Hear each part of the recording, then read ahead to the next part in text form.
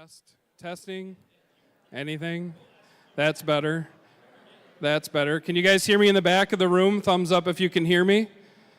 Fantastic. Are we good to go? Okay. Well, thank you everybody for coming out tonight. Welcome to our April I-375 project community meeting. Many of you already know me or have seen me. I'm Jason Garza.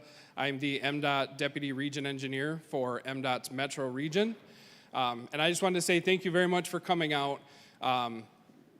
With the number of people that we consistently have at these meetings, it's very eye-opening how this is more than just a road project. So I just wanted to say thank you to everybody that took your time out tonight. I know the Pistons are not playing, thank God, but they did play last night and they won, so that's positive. That is a really good thing. So anyway, I just wanted to say thank you for coming out. I am extremely grateful to the time, the effort that a lot of you have put into this project and for attending and having interest. So with that, I'm going to turn things over to Miss Leslie Love, and she's going to take us through the agenda in the first few slides. Thank you so much, Jason. Good evening. Oh, that was nice. Thank you. I felt that. Appreciate it. As I was introduced, I'm Leslie Love, the Assistant Deputy Director for MDOT, and I serve as a liaison for you and other stakeholders in the community with our leadership in MDOT and on the executive level. And so first I want to just say, do we have any first-time visitors here? First time? Welcome. Welcome. This is very informative. So you'll be great, and I want to just say thank you again and welcome to all the folks who are returning members. We've worked hard and been on a very long journey on this project, so your participation is greatly appreciated. So let's get into it. Let's go to the first slide. Oh, okay. Well, did you hear this one joke? No, I'm not. No. Yeah. All right, seriously, I'm going to have to tell a joke now. Or that. One moment. Transportation joke?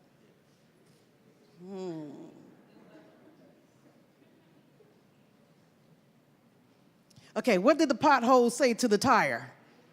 No. Okay. See me after, whoever guesses correctly gets a tangerine. No, I don't know, but it feels like that's a joke that could go somewhere with that. I don't know. If someone's got a good punchline for that, let me know. I'll use it at the next meeting. Oh, look at that. We're back online. All right, very good. So I'm going to walk us through this. Through our agenda. So this part of the program should be about 45 minutes, and then we want to open it up so that you can walk the room and look at the boards and ask questions and get more information that you may want. We'll do a project update, talk about the community strategies, the history, arts, and culture, etc. So this is the part of the community meeting that everyone has been waiting for. What are we doing with the land? Where are we in the community enhancements? This is all the sexy stuff that people said we want to hear about. And so we have had meetings, multiple meetings over a course of months to talk and have these conversations with our local advisory committee and other committees. And so we're going to get into that. Okay. All right, so I just want to remind us, especially for the first-time visitors, that MDOT is not working on this in a silo. We have our partners. We partner with, of course, Downtown Detroit Partnership, who provides support around construction mitigation, and it helps us with the vision of the project. And they're also our peer reviewers who make sure we're doing it right and crossing all the T's and dotting all the I's. We have the City of Detroit, who is responsible for guiding the zoning and land use decisions. And we have the Kresge Foundation, who helps identify actionable community strategies beyond the physical. And then we have you, who make sure that the vision and the work that we're doing, how it impacts you and businesses is reflected, and your needs and concerns are addressed in these sessions as well. So we all work together. And then we have a new partner, SB Friedman, who is a consultant team that's coming on to study the excess land created along the corridor, and create along the corridor will generate, and how much funds will be generated from that excess land. They will work to help the project team estimate how much money that excess property will generate and a timeline for when that money will could be expected. Updates will be shared with the community as that work is in progress, finishes its progress in the future. So we go on to the next one. The project has these 3 phases that we're in. Well, the 3 phases that are planned. So one is our stormwater program, where you have, it started in 2025 and it's wrapped up actually, and some minor repairs or restorations will happen right after the Grand Prix for that. Also in this phase 1, there's a new bridge at Gratiot over the Twinder Cut is planned, and currently it's underway and is expected to be completed this fall, with utility relocation work beginning this spring. And then in phase 2, where we're talking about a lot of the work we're doing there today, is really the boulevard south of Gratiot to the river and the work that is going on around there. And then the I-75 portion where the interchange is, you know, during the pause, we stopped. And so we've taken a moment, and that's not on the agenda right now. We're gonna see how that develops and what comes of that in the future. So tonight, we're primarily focusing on what's happening on the boulevard from south of Gratiot to the river. Next slide. And then we've had community engagement, lots of community engagement with our local advisory committee. Many of those members are here in the audience today. We also have stood up a new group of young people who have been advising the project. So we wanted to hear from them to see how this may impact their experiences, what are their ideas, and you'll get to hear from them today as well. And Christ Church, who is represented here today too, has been a generous host to allow us to have our youth engagements there. So I want to thank you for that. I see 2 members, you can raise your hand, who are here today, so thank you. And so then here today is our community meeting, this last day of April. That went fast. And then so we plan to come back again sometime in late June for another open house. So what's expected for the rest of this day, you're going to hear about that work that we've been doing in those different stakeholder groups with the local advisory committee, the youth engagement, around culture and history and art, and all the community enhancement project work that we've been doing. And so with that, I think that's my last slide. Yes, I'm going to turn it over to our partner, Adina, from the Kresge Foundation. Ms. Hill.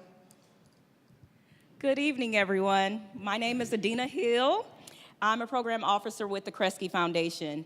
As many of you know, I've been working alongside the project partners to help think more deeply about community benefits and the outcomes for this project. As Jason mentioned, this project is unique. It's not like any other project that MDOT has completed before.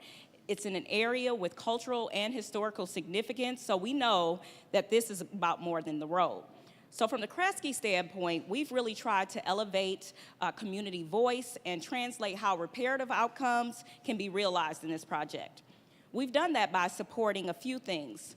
Focus group engagement, some of which was displayed on the screen there, with investments in organizations like Black Bottom Archives, who has joined us here in the back of the room to make sure that those impacted by the project and those harmed by urban renewal and the original construction of the freeway had more meaningful opportunities to engage around the project. We've also facilitated some relationship building and development with implementation partners, folks who can help move these strategies forward. And we're actively aligning our own grant-making strategies. We're relaunching our KIP-D, which is Kresge's Innovative Community Grant Projects, on May 4th with a cultural heritage focus, with the hope of being able to advance some of the community strategies in this geography. But the work that we've been doing that is most relevant to tonight's conversation is supporting technical assistance from national experts and community leaders who have experience with projects like this across the country. So with that, I'd like to introduce you to my colleague Scott Kretz from the 11th Street Bridge Park Project, who is here with me to share more about how he's been working across the country to produce equitable results in communities and working here in Detroit to ensure that we have an equitable development plan for this project. Hello, good evening, everybody. It's wonderful to be back in Detroit. My name is Scott Kratz. I am the founding director of the 11th Street Bridge Park in Washington, D.C., our nation's capital. And very briefly, we're transforming an old freeway into a new park over a river to reconnect long divided neighborhoods. We're about to break ground this year. It's been informed over 1,000 meetings with the community over these last 10, 12, 13 years. But what brings me here tonight is in addition to the bricks and mortar that we've been investing in to build this park, we've also been widening the aperture of this project to invest in the nearby residents, neighborhoods, and communities to make sure those same tens of thousands of residents who have shaped this project can be the ones that benefit from it. So for the last about 10 years ago, we spent a year having meetings just like this, just like we're having tonight, to come up with strategies in the adjacent neighborhoods, in housing strategies, workforce strategies, small business strategies, to ensure that local residents aren't just surviving, but they're really thriving. I'm not going to go through all of our 34 strategies with you tonight. We have copies, actually, of our Equitable Development Plan over on the table. But just to give you a flavor, we've seen 202 local residents, renters, become homeowners after graduating through our Home Buyers Club. We just graduated our 43rd construction training program, because if we're spending, in our case, about $100 million to build this project, we want to make sure as much of those dollars go back into the local community. But to do that, we need to make sure that local residents have the skill set and capacity to apply and succeed at those jobs. So we've placed 500 residents into construction jobs already, and we haven't even broken ground yet. And we've been investing millions of dollars in Black-owned businesses in the adjacent neighborhoods to, again, make sure that we're investing early, intentionally, and most importantly, with the community at the center.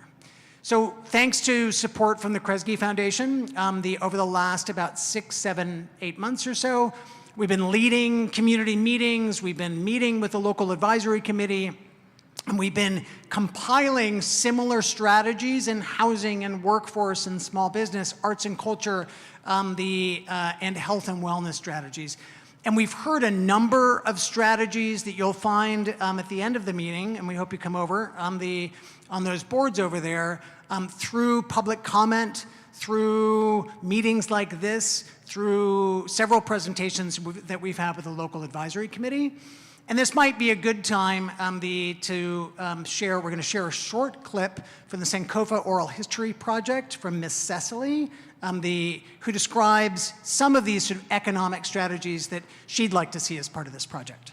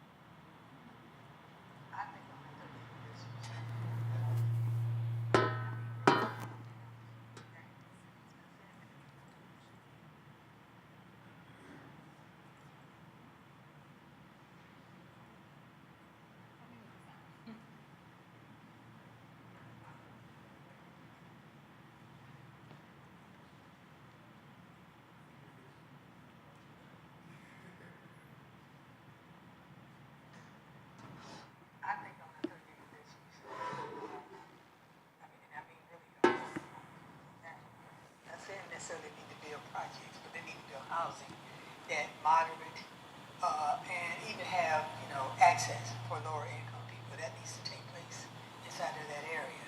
I think there needs to be an actual reach out and effort for persons to start some type of businesses in those particular, in that area. And there needs to be some acknowledgement historically of what that area was. I mean, I think I would like to see some type of plaques or monuments or something to identify some of the history that, that existed in that area.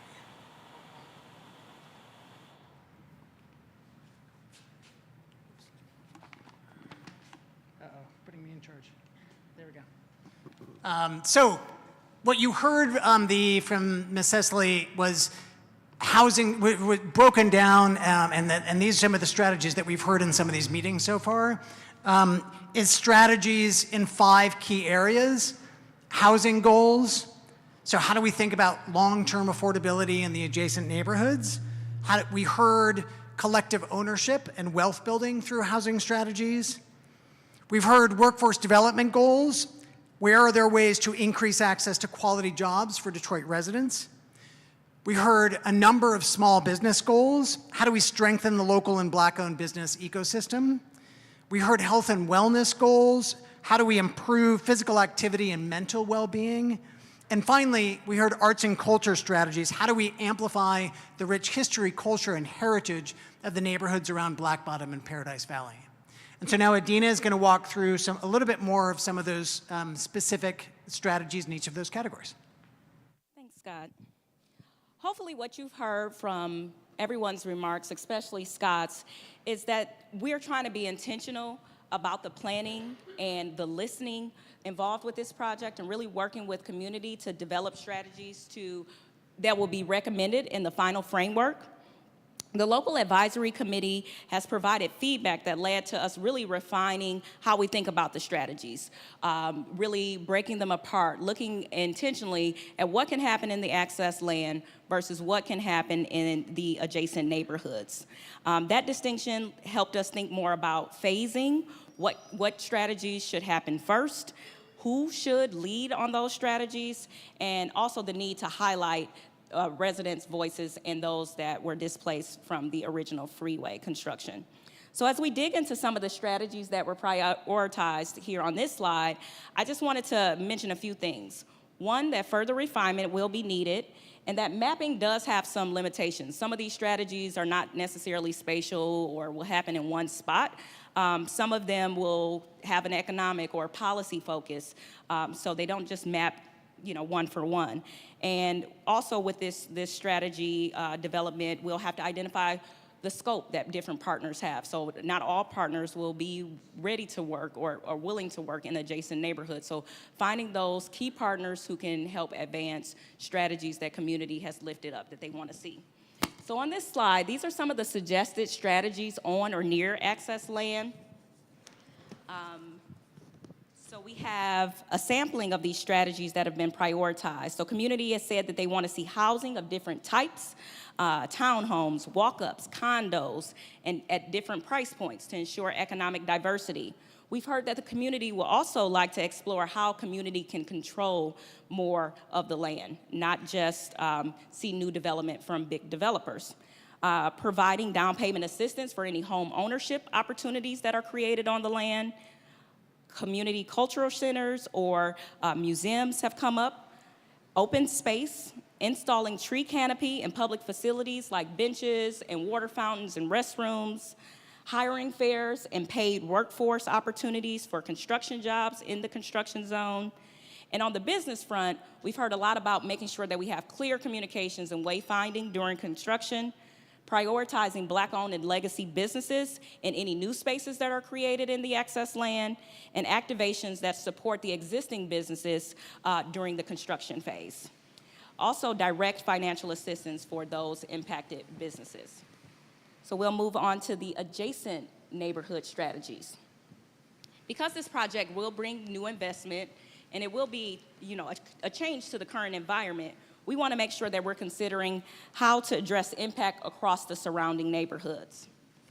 So some of the things that have come up around adjacent neighborhoods is ensuring that there's an opportunity for residents to stay in place. So resident retention has been important. So home repair to support folks being able to stay in place.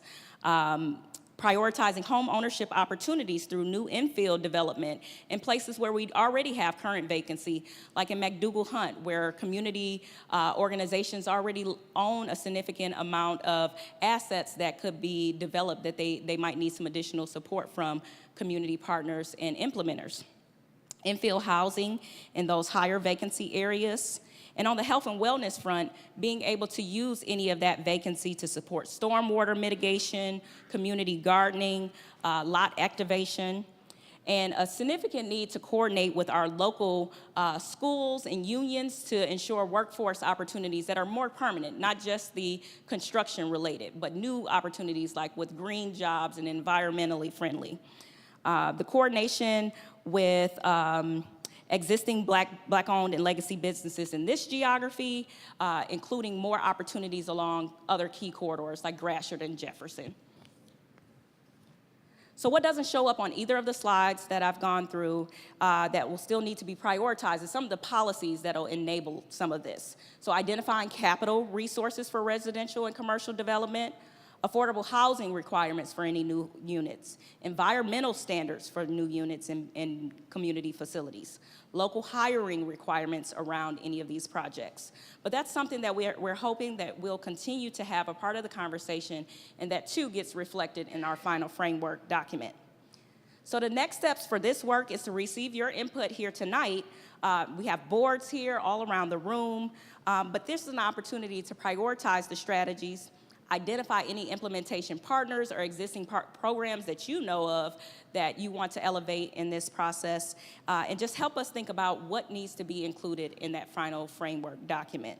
So thank you all for your commitment and sharing your ideas and concerns over the years of engagement that we've had on this project, and for your continued commitment to help us get this right. Thanks. And I'll turn it over to Kimba.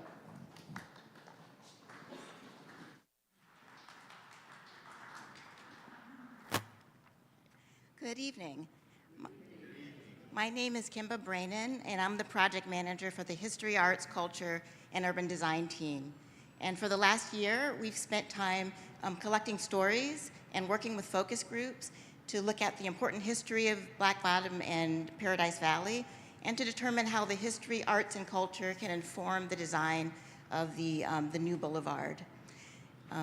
So hopefully you've had a chance to see some of the stories we've collected in the storyboard gallery to your left. So next slide, please. In January, we had the opportunity to remember the important history and culture of Black Bottom and Paradise Valley. We were joined by one of our focus groups, the local advisory committee, at the Detroit Historical Museum, where staff from the Black Bottom Archives led us on a wonderful guided tour of their exhibition from the bottom up. And at that tour, we got to see a timeline on the left of important milestones that impacted Black Bottom and Paradise Valley, as well as many creative ways of honoring and celebrating history. And so we'd like to share a video clip from Black Bottom Archives of Rosie Chapman talking about her experiences growing up in Black Bottom.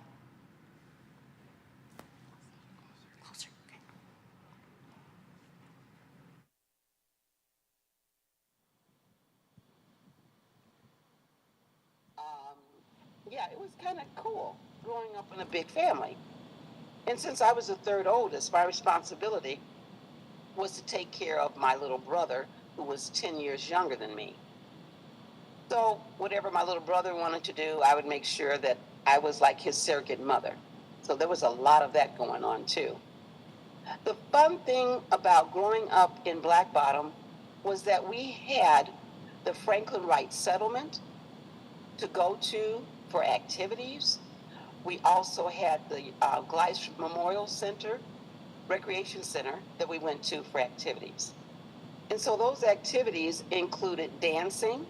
So we learned how to do square dancing, and we had all kinds of plays that we could get involved in, and summer camps that we got involved in.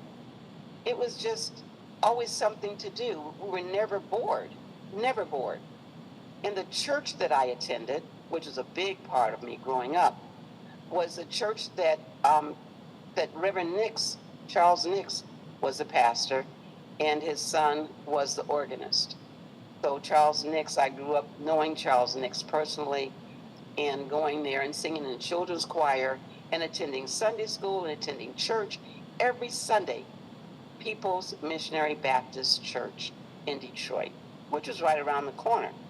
So we had all of these things within walking distance. People's Baptist Church in walking distance, a few blocks from my house. And we had Franklin White Settlement walking distance from my house. So as you heard from Rosie Chapman, Black Bottom was a really vibrant community, and there are a lot of things to do, a lot of places to walk to. So one of the activities and events that we did with our focus groups was the Play Your Card game, where we identified historic places and events, and we asked the attendees to look at the historic places and events. Many of them are reflected in the storyboards to your left, and let us know what resonates, what seems important to honor in the future boulevard. And here's a little bit of what we heard. In terms of historic places, we heard that the Detroit riverfront is really pivotal, really an important place because it reflects our immigrant history, and it's really where everything began. We also heard about Eastern Market as an important intergenerational connector. In terms of historic events, the Great Migration really rose to the top as the event that brought a lot of people up north to Detroit. So a lot of us can trace our ancestors and our backgrounds to the Great Migration. And then the construction of I-375, which represented collective displacement, but we now have an opportunity to bring back belonging. And next slide. We did the same thing with placemaking themes, where we talked about some important placemaking themes, and we asked the participants in our engagement groups, what rises to the top? What themes do you want to see reflected in the future of the boulevard? And here's a little bit of what we heard. We heard about the importance of relax and breathe. So we really need places where we can gather, sit, reflect, and just rest. We also heard about having spaces to connect, where children, adults, families, the elderly can spend time together along the new boulevard. And then finally, the importance of learning and remembering, and how history really connects us to the present. One resounding thing that we heard from the local advisory committee was, consider how youth feel in this space. So as a result of that, we formed an engagement series focused just for youth who live in and near the project area. And so we asked them the same questions. What resonates? What's important? What do you want to see in the future boulevard? And so these are some of the takeaways that we received, not just from the youth focus group, but also the local advisory committee, in terms of what they really want to see in the future boulevard. So they've mentioned the importance of music, honoring and celebrating musical expressions of all types, holding space for people and welcoming back belonging, improving connection for pedestrians, bikes, and wheelchairs. And so, let me see, next slide. Oh, the slide. Okay. So we've worked a lot with the focus groups to kind of come up with these takeaways, but we really want to hear from the community in terms of what you think rises to the top in terms of these takeaways. So we've got some interactive questions for you using Slido that we want you to rate. And so, let me see, does the next slide go to that? Okay. So everyone, please get out your phones. And you'll need to scan the QR code, or you can go to slido.com and put in the number. When you walked in, you should have gotten a little piece of paper with the QR code. You can also look at that to participate in these interactive questions. And so I'll just give everyone a minute to kind of scan this in. And then we're going to go to the first question, which is going to be an easy one and a fun one. So the first question, I'll give you a little hint. We're going to be talking about two products that are regionally relevant. One has the motto, deliciously different. The other has the motto, champagne of soda. And we want you to rank, which one do you prefer? And so while you're deciding if you prefer Verner's or Canada Dry, I'll tell you a little fun fact about Verner's. It was actually created or invented in 1866 by a pharmacist called James Verner. He was actually trying to create a medicinal mix with syrup and ginger. He got called away for the Civil War. When he came back, Verner's had aged in an oak barrel, and it was deliciously different. And so that's why it got that, the name Deliciously Different. Oh, wow. So we see Verner's as one. No one really cares about Canada Dry, so I won't bore you with the history of that. So now that we see that it's working, because Verner's is the obvious winner, we'll go on to the next question. So I shared the takeaways earlier that we received from the Youth Focus Group and the Local Advisory Committee. And so we're really curious as to what the community thinks rises to the top. So we want you to rank these takeaways in terms of what you think is most important to reflect in the future boulevard. So let's see, looks so far we have improving connections for pedestrians, wheelchairs, and bikes. And that's certainly a really important one. Yes, everyone pick one. Pick one that rises to the top for you, and we're gonna, this is really valuable information because we're really gonna lean into what rises to the top as a team as we look at what's reflected in the future boulevard.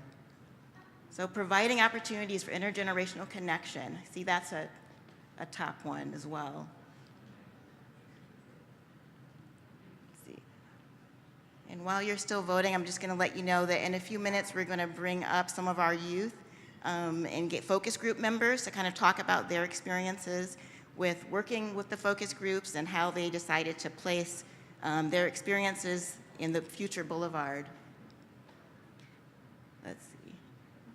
All right, so for third place, it looks like we have holding space for people and welcoming back belonging. That's definitely important because we lost that with the construction of I-375 and urban renewal. So the chance to bring back belonging is definitely pretty critical.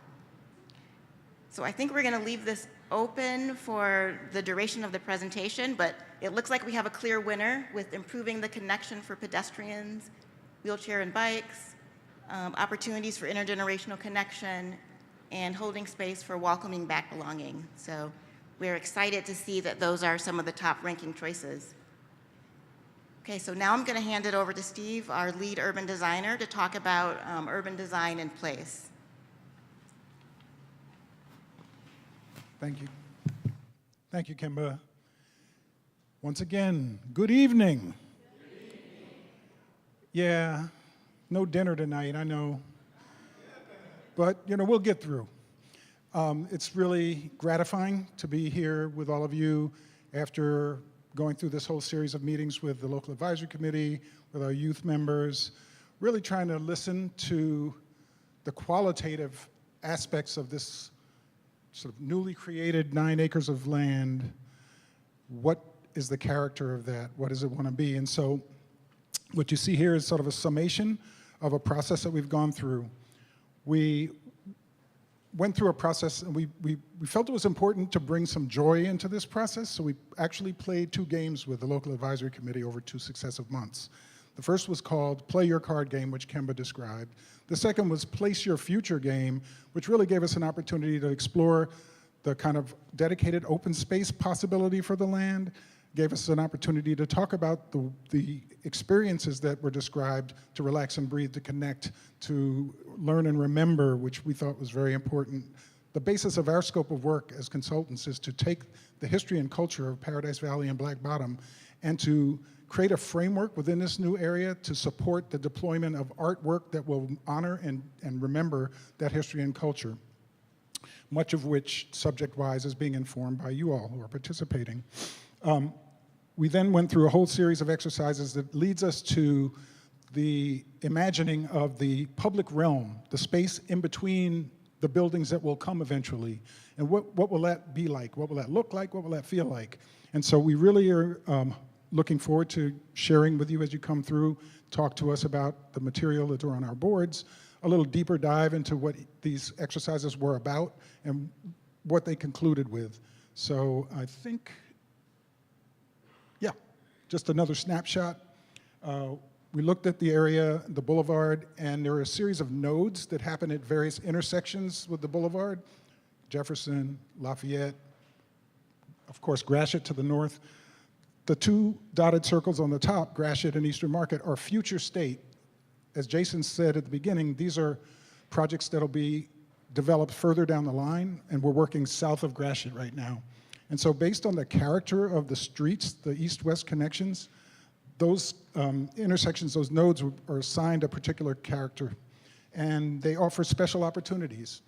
Lafayette may be a place where we want to focus retail, or maybe a place where we want a large public open space. Anyway, next slide. We also then played the Place Your Experience game, where we took these various 5 ways that we tend to experience space, and we asked you to place them in the areas along the way that you'd most like to experience those things. And so we got a representation based on size of dot as to how people were feeling about that. Again, this all goes to inform the way we treat the space between buildings, the public realm, and that again is what this urban design is about.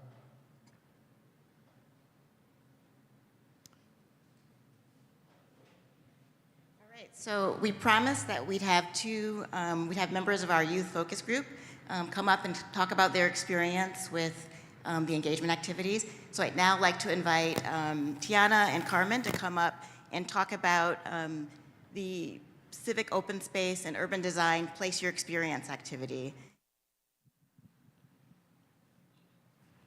Hello, everyone. Hi. I'm Tiana. This is my friend Carmen. We're both a part of a nonprofit youth organization called Life Leaders.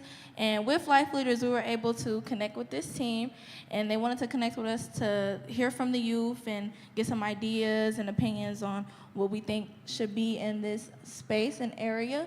So this first slide is actually my brother's slide. So unfortunately, he couldn't be here at the moment, but you know, thank God that he has an amazing sister like myself to speak on his behalf. Come on. He picked this shared map, and basically his thought process with this shared map is he feels like having 2 main locations and then splitting the activities up could be beneficial to the community. Well, first, because he was thinking that we already have a big location like Campus Marshes, so we should just try something else, you know, splitting the 2 areas and, you know, planning out what should be in those 2.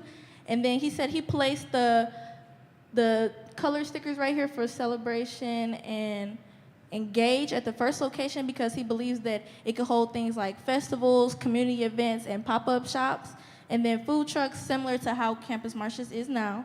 And then he said he placed the relax and breathe, learn and remember, and the connect all together because he feels like this would be a peaceful location for people to just wind down because, you know, downtown can be very overwhelming with traffic and stuff going on and events and stuff like that. So he was saying that, of course, it's nice to just have a space where you can not only wind down with yourself, but the people around you, and then connect with people like that as well. And then my slide is the next slide. Oh, yep, this is my map, guys. I asked what was in the area, things that were already there. So at the top, I asked, and it was a DPS school, so I picked the 2 stickers for relax and breathe and learn and remember because I thought it was very important for youth. I have 6 nieces and 1 baby nephew, and my oldest niece, we just went to the Charles H. Reich Museum for her birthday, and that completely blew my mind because I'm like, oh my gosh, why she wants to learn for her birthday? What? That's amazing. So I was thinking it's very important for youth to come out when they're coming out outside of school and stuff like that. They'll be very close to these areas to, of course, relax after school and connect with other kids, having a safe spot, and then also learning a little bit of the history about that area. And then down there, it's a church and parking areas and apartments. So then I chose the engage, connect, and celebrate in those areas because I was thinking, you know, when people are coming in and out of their houses and, you know, coming from work, leaving for work, they're gonna pass by all these pop-up shops and all these events and stuff like that going on downtown.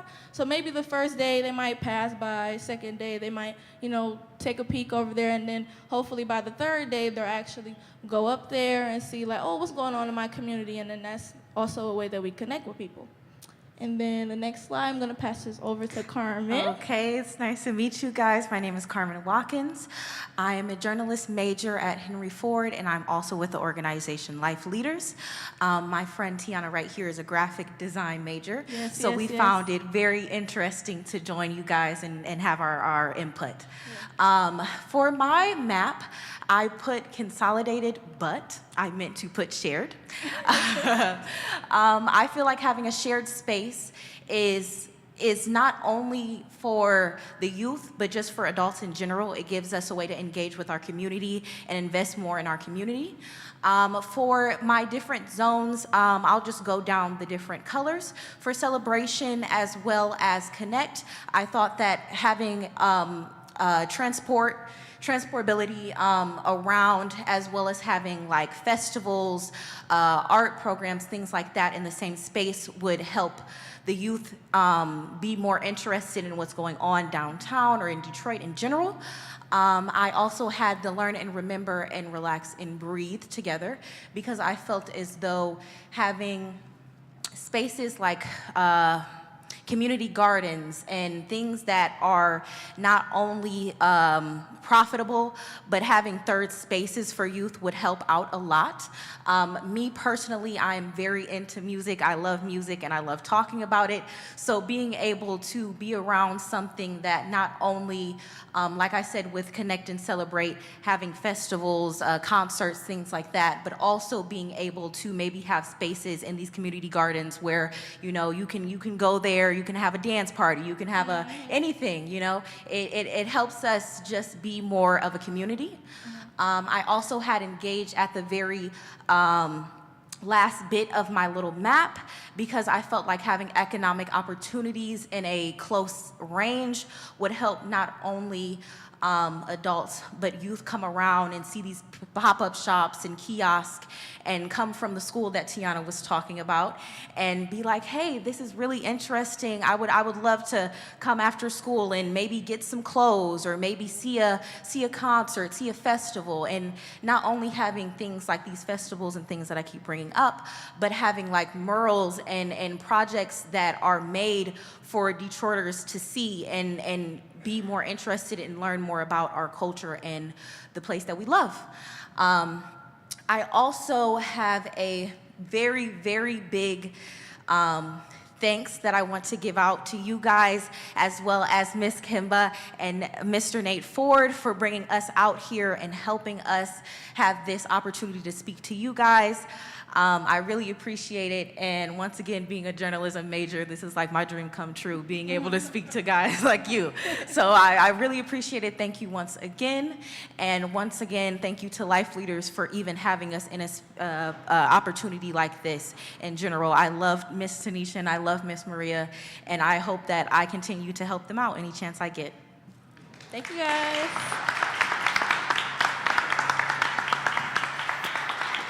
All right, well, thank you so much, Carmen and Tiana. And I don't know about you guys, but I feel like the future is in good hands with youth like this who are able to have this level of enthusiasm and excitement about the future. And what we're doing with the new boulevard is really for them.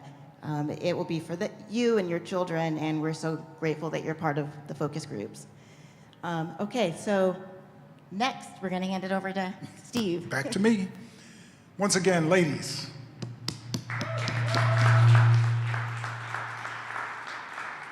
I'm somehow feeling a little bit better about the present and the future.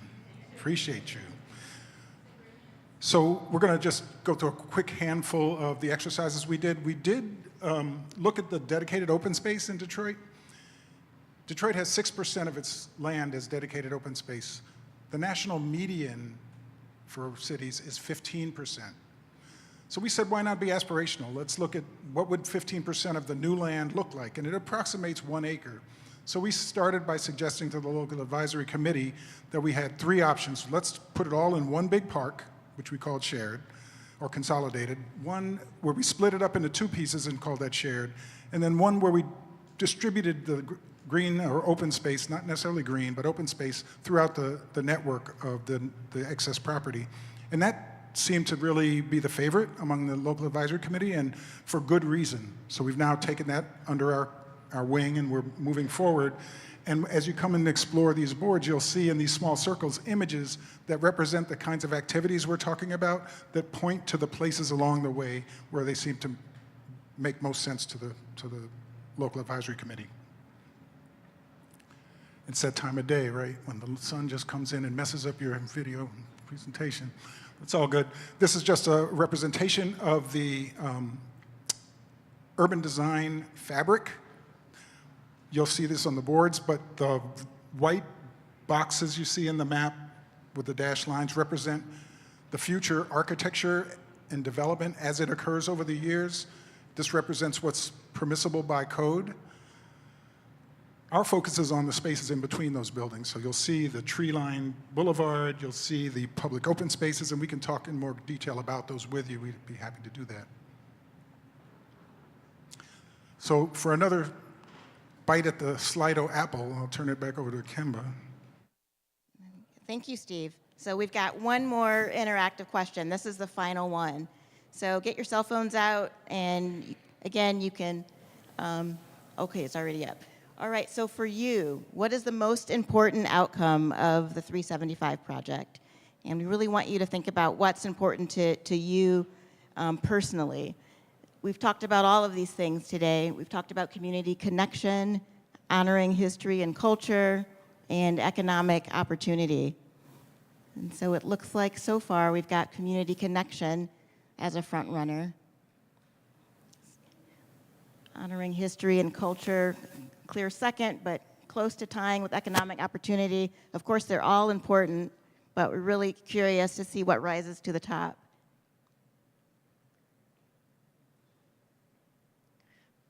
Okay. And we'll just give it another few seconds for everyone to get their vote in. Of course, we've got people voting online as well.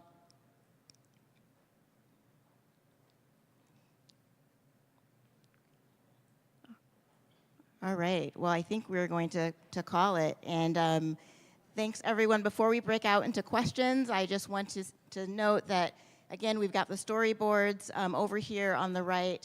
For each of the stations, we have an ask. So for the storyboards, please take a look and let us know if any important stories or themes are missing. Adina and Scott will be over at the community strategies table, and do you want to share what the ask is for that, Scott? Yeah, the ask for over here, please come see Adina and myself. We're going to give everyone 4 colored stickers, and we'd ask you to review some of the strategies that we've already heard over these last several months and tell us the 4 ideas that most resonate with you in both the new nearly 9 acres of land and then the adjacent parcels. And then also review these strategies and tell us what we might be missing. Are there other strategies we should be thinking about? And finally, are there organizations that we should be turning to help implement these strategies? Because we don't want to reinvent the wheel, right? Detroit has an amazing and rich array of nonprofits and civic organizations. Make sure that those folks are on our radar so that we can be implementing these. And as we understand what are the highest priority, some of those we also want to make sure that we can be implementing quickly, right? We don't necessarily have to wait for this entire project to be finished. We can be starting to implement some of these strategies as soon as the end of this year. Right, thanks, Scott. And then last but not least, we have Steve and Otto, who will be at the urban design boards in the front. And Steve, can you let us know what the ask is for your boards and your station? Sure. The ask for us is, did we miss anything? Are there things that you'd like to see happen here that you don't see described here? And we'll be able to take that into consideration. These are not precious boards. We want them to be messy. So we'll ask you to write on them or write on Post-it notes that we can stick on them. But this is really about gathering your input again at a larger scale than the local advisory committee. So look forward to it. Okay, good evening again. Thank you all so much for your attendance today. We are going to do a short period of Q&A. So it is 6:39 right now. We're going to give about 10 minutes of Q&A so that way we have enough time to explore the boards and give everybody enough time to give their comments and their feedback. If you do have any questions, we ask that you line up at the podium right over here. If for whatever reason you cannot line up at the podium, I am happy to bring the microphone over to you, though. Just feel free to raise your hand. Okay, and we ask that you do keep your questions and or comments brief to just give enough time for your neighbors and anybody else who would like to speak. Thank you so much. Okay. My name is Dale Anderson. My parents used to have a home in Black Bottom, and I was a little concerned when I heard the phrase selective displacement. And when I walked around the room, I'm concerned that we're not using the word racism and how racism played a big part in what happened here. And so just wanted that to be addressed. Hi, good evening. My name is Beverly Watts, and I've been a resident of District 5 downtown community for like 25 years. I am the police commissioner for District 5. What I want to do is just say I want to applaud MDOT and all the engagement here, because at first of all, I know this project's been going on for over 10 years. I don't think a lot of people realize that. It just didn't come up yesterday. But I just want to applaud you guys for just really the community engagement that you have done in the community. I live at Harbor Town as well. Our residents made sure we were aware, because where it started from and where it is now, it proves that you have listened to the community. It's not perfect, but nothing's perfect, and it's there. So that's just my comment opposed to a question. I just want to say good job on listening to the community. Thank you. Thank you, Beverly.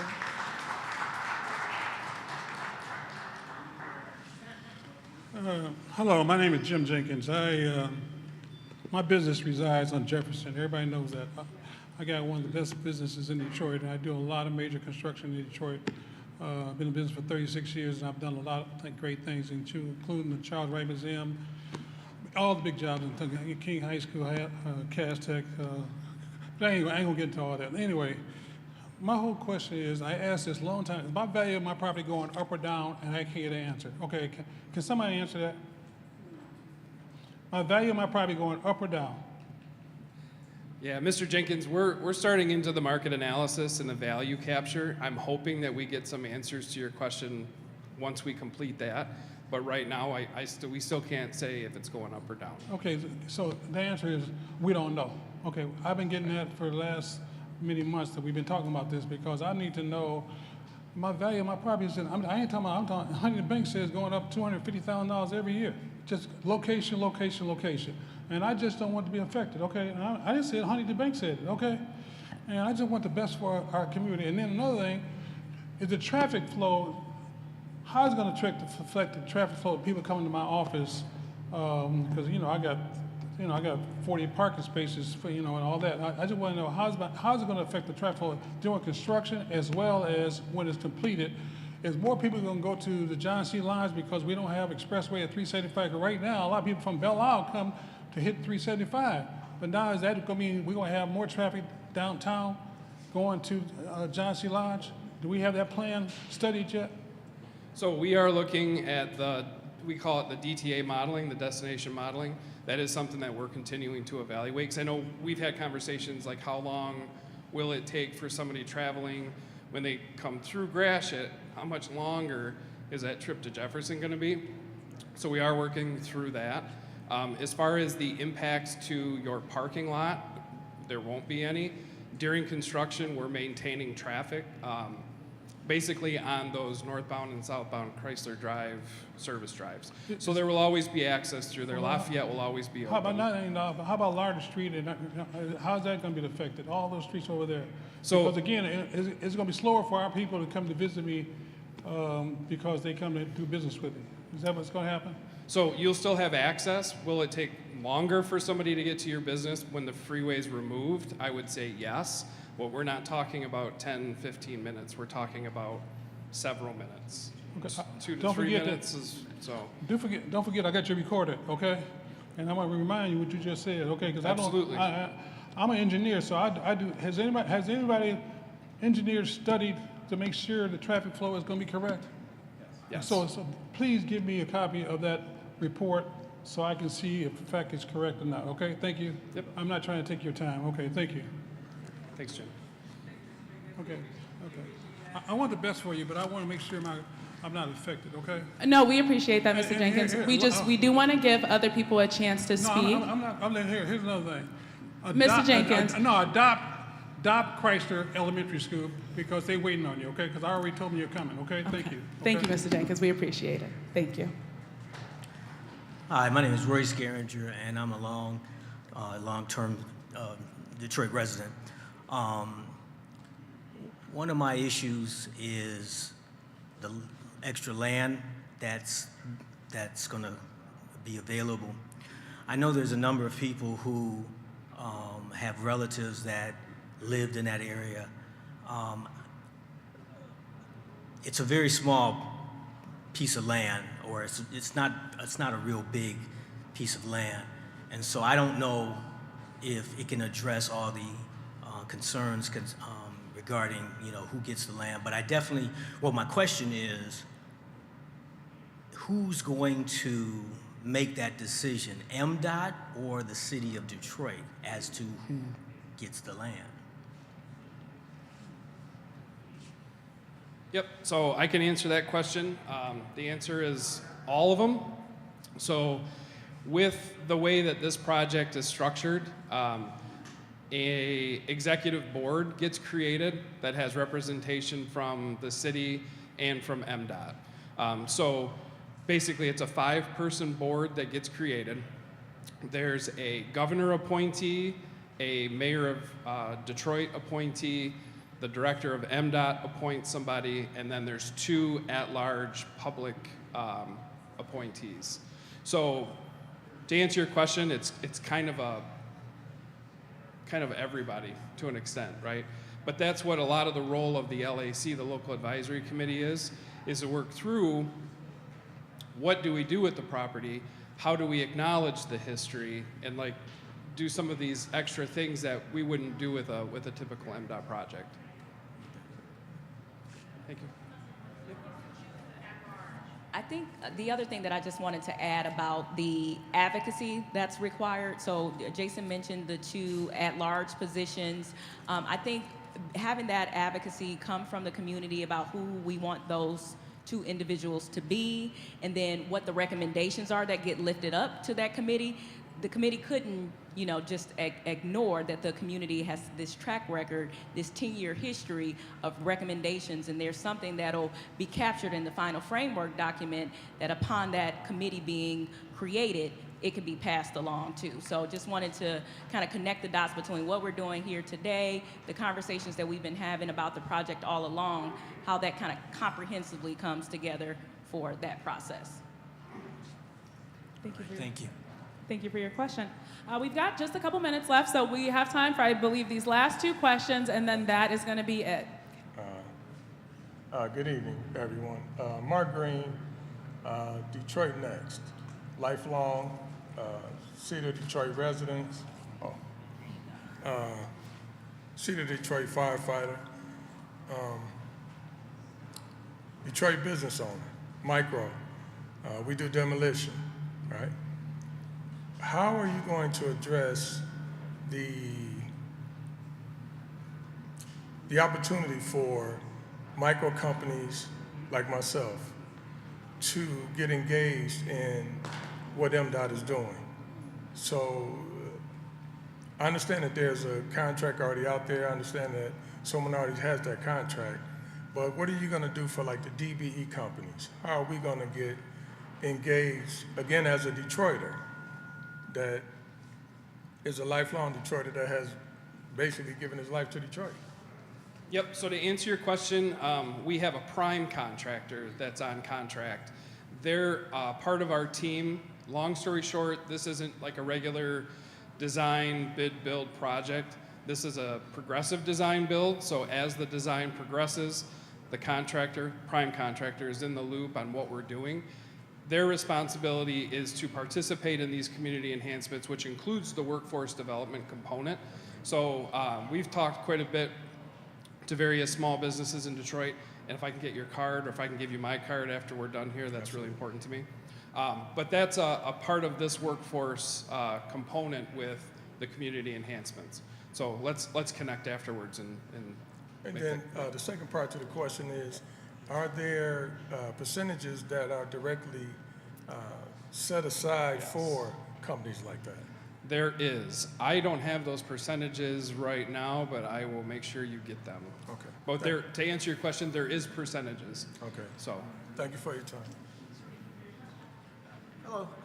I'm Richard Smolinski. I just moved into Lafayette Towers. I